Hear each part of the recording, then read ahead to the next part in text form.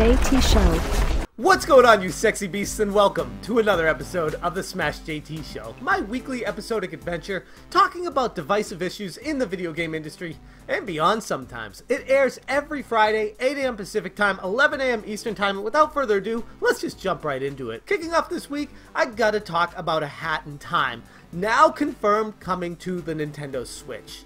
This one has a very long and storied history with the Kickstarter campaign. Initially, it was planned to have a tier that was hit, having the game come out for the Nintendo Wii U.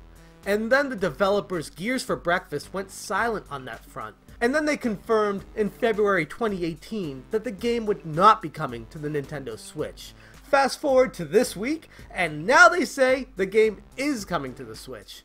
So a lot of fans are pretty ticked off about this, and that kind of caught me by surprise because, honestly, more systems for more games on them, what could possibly be wrong with that? But then you take a look at some of the comments people are making, how pissed off they are about this, if they contributed to the Kickstarter campaign and didn't get the game for the system that they wanted it for, or they bought the game on the PlayStation 4, for example, and they would have preferred it on the Switch, but since they were told by the developers that it wasn't coming to the Switch, that they had to buy it for another system if they wanted to play it.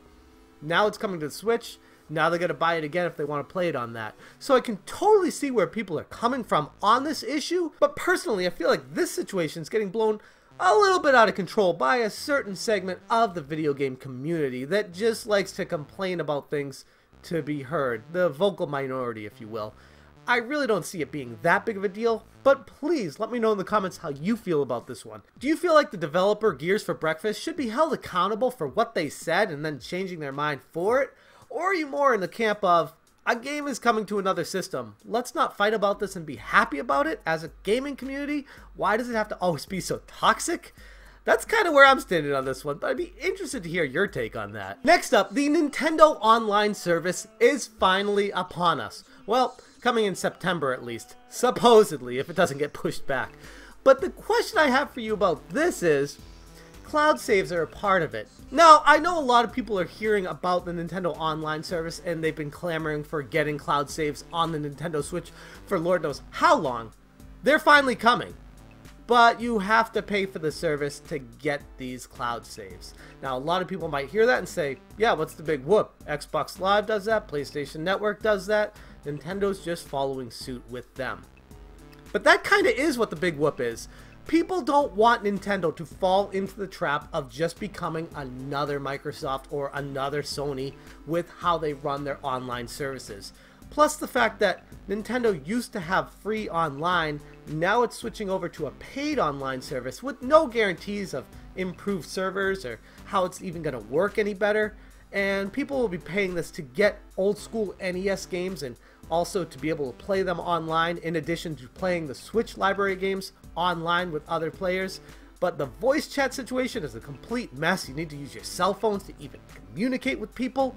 But more importantly than all of that is, it feels like Nintendo is throwing in cloud saves on top of all of this just to make it that much more of a, yeah, I'm going to take the dive and pay this $20 whatever a year for the service just so I can use these cloud saves. How do you feel about this? Do you feel like the cloud saves should be separate from the Nintendo Online service, and if you want to pay for the online service, you can get the games, the old school classics, and play online, but you also be getting the cloud saves? Or do you feel like the cloud saves should be their own thing and you shouldn't have to pay money for them, because if you broke your Switch, or if your Switch just dies on you, you lose everything on it. It's almost like Nintendo's acting like an insurance company right now, saying, hey, pay the money for insurance every year if you want to save these games in case something happens to your Switch. And for this week's smashing video of the week, I'm going to take it in a little bit of a different direction and highlight a smaller creator. It's been a little bit of a while since I've done this, but I saw a video last week by Kraft, who has just over 600 subscribers right now. I believe last I checked was like 610. And he completely changed how he made his videos for the better. Initially, he was making videos reading straight off from a script, and then he tried switching it over to actually reading from the script, looking at the camera, and now he's actually gone full bore into ad-libbing with a few notes. And this is a great direction for him. But the reason why I'm highlighting it as a smashing video of the week is I've been following Switchcraft since he first got started. He actually sent me an email asking me for tips and tricks on what best practices are for getting started on YouTube, and he reminded me a lot of myself. And this is something, watching his transformation and becoming a quality YouTuber from what he started at to what he is now, a lot of people looking to get into YouTube could follow this guy and watch what he did in his latest video to learn what to do and what not to do to connect with your audience. And I see him going far on the platform. What's up, everyone? Welcome back to Switchcraft, and it's a great day to be a gamer. Today, I'm going to do something a little bit different. I'm not going to talk about any video games or anything Nintendo or the Nintendo Switch. I want to talk a little bit about my journey so far on YouTube and what it's been like to be a content creator for coming up to 9 months now. And finally, I gotta talk about the elephant in the room, and that is Amazon Prime dropping their pre-order discount of the 20% off the games. And this is following suit with what GameStop started doing, where they stopped their Gamers Plus program or whatever, and then Best Buy a week later just cut their Gamers Club all together, just cut it off without telling anybody. And now Amazon has followed suit with them. And the question I have about all of this is how people feel about the practices these businesses are doing. Because when I take a step away and I look at what's happening, it's price fixing.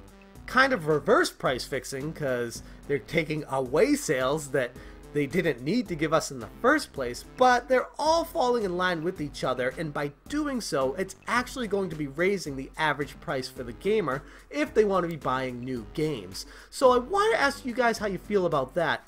Are you okay with Amazon doing this, removing their Prime discount for pre-orders on new games? Because they can do what they want, it's their platform, and they can sell the games however they want to? Or do you fall in the party of this is a load of crap and they're price fixing with their competitors so that they all make more money off of selling their games? Be very interested to hear how you guys feel about that one. And that's where I'm going to end this week's episode. Again, I want to say thank you so much to all the Patreons that help contribute to make this show actually exist. You guys are absolutely amazing. If you haven't already, hit the subscribe button, and if you're interested in contributing to the Smash JT Patreon, hit the Patreon link below me there. That's all I got for you guys this week. Thank you so much for watching, and you stay sexy.